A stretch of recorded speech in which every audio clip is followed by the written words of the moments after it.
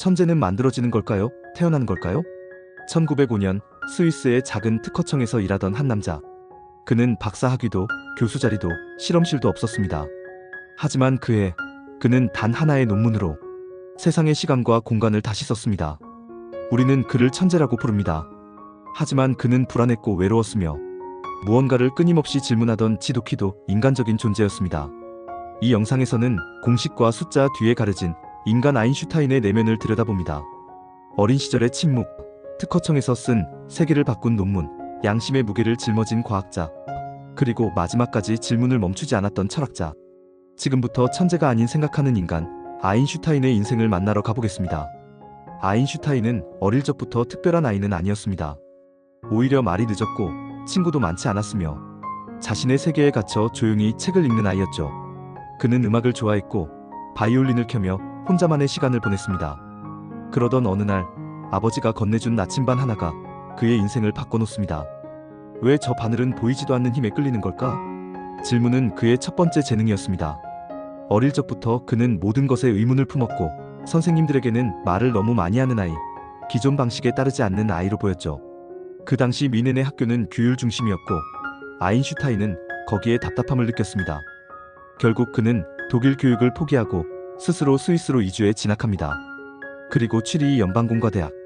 이곳에서 그는 수학과 물리학에 매료되고 조용한 질문쟁이 소녀는 천천히 세상을 뒤흔들 준비를 해나갑니다. 그의 천재성은 번뜩임보다 끊임없는 질문과 깊이 있는 사고에서 시작되었습니다. 대학을 졸업한 아인슈타인은 교수직을 구하지 못했습니다. 그는 시험 성적은 좋았지만 규율과 권위에 도전하는 태도가 문제였습니다. 결국 그는 스위스 베른의 특허청에서 일하게 되죠. 기계 설계 도면을 검토하는 평범한 하급 공무원. 하지만 누구도 몰랐습니다. 그 조용한 사무실 한 구석에서 물리학의 혁명이 시작되고 있다는 사실을요. 아인슈타인은 그곳에서 생각했습니다. 빛보다 빠른 건 있을까?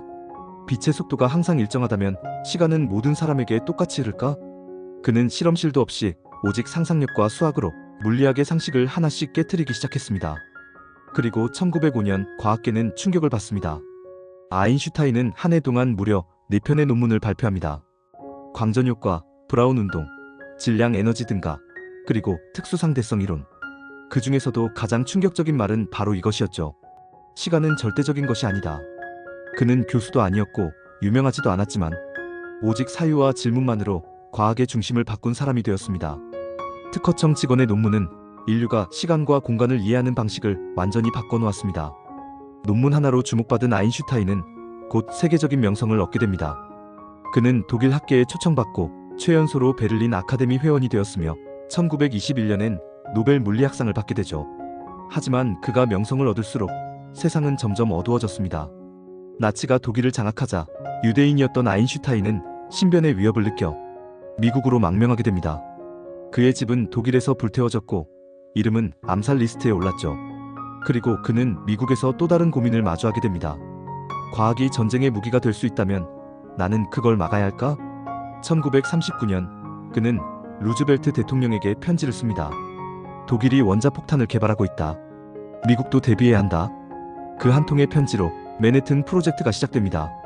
하지만 그는 평생 이 결정에 괴로워합니다. 나는 폭탄을 만들지 않았다. 하지만 내 말이 불을 질렀다. 아인슈타인은 명성의 중심에서 과학자의 양심과 인간의 책임 사이에서 흔들립니다. 전쟁이 끝나고 과학계의 중심은 빠르게 변해갔습니다.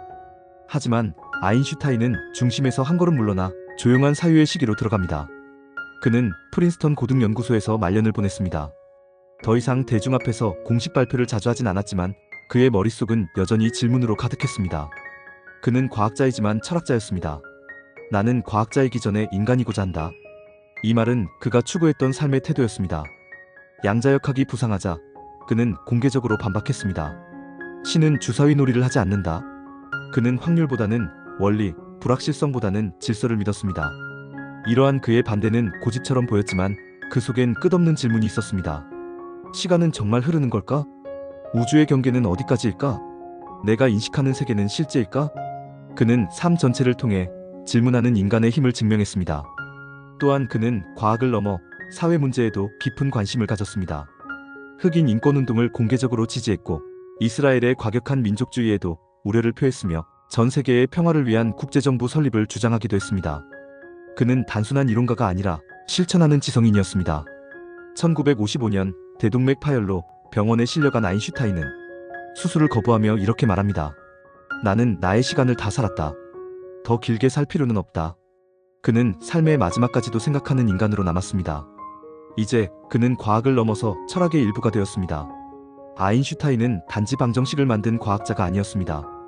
그는 세계를 이해하려 했던 인간이었고 질문을 던짐으로써 앞으로 나아간 사유의 아이콘이었습니다. 그는 항상 정답보다 질문을, 명성보다 양심을, 속도보다 깊이를 믿었습니다. 그리고 그 선택은 지금 이 순간에도 많은 사람들에게 생각할 용기를 줍니다. 우리 모두가 아인슈타인일 필요는 없습니다.